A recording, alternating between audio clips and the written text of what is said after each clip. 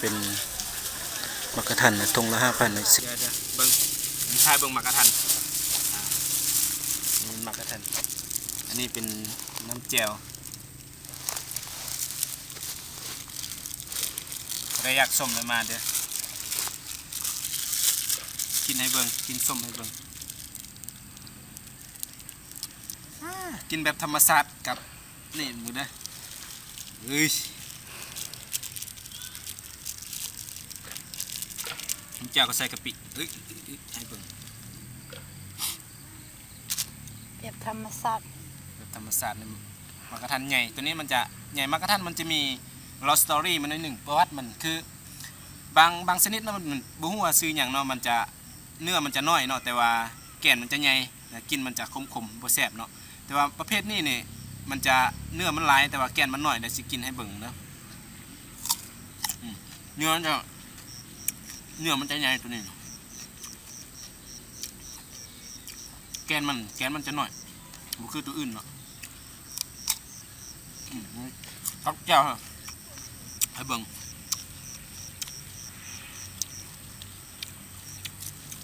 นี่มันน้ำจิ้ม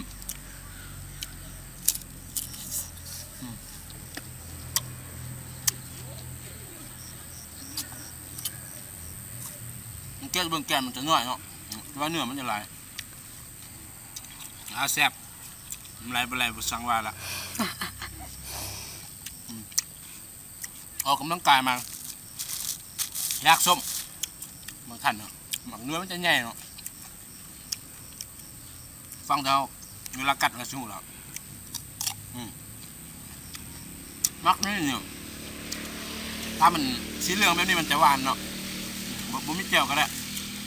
เดี๋ยวก็หวานแซ่บอยู่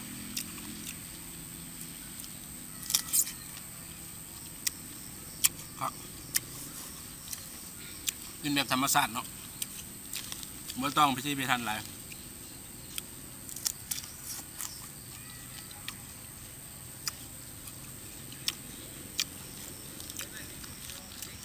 สิมืดอยู่บ่โอ๊ยอันนี้มันไม่ซ้ำรองเนาะ ไม่จิ้มแควมือสองวอลลิ่นมือหนึ่ง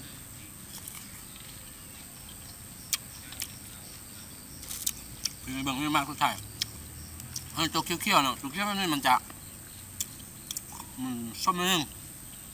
แต่ว่ามันจะแซ่บอยู่แล้วเรื่องมันจะหวานเลย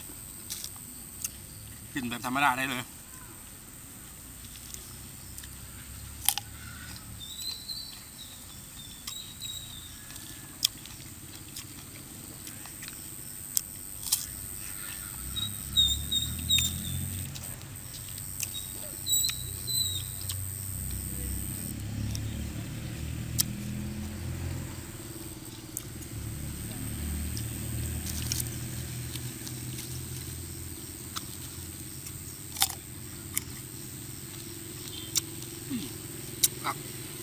จับเบื้องบรรยากาศข้างหลังมันจะเก๋ท้ายเบื้องข้างหลังมืดเลยบรรยากาศแบบตอนแรกเลยตอนนี้มันตอนแรกมันตะเวนเข้าแล้วมันอยากมืดนิดนึงงานเขามาออกกำลังกายตอนแรก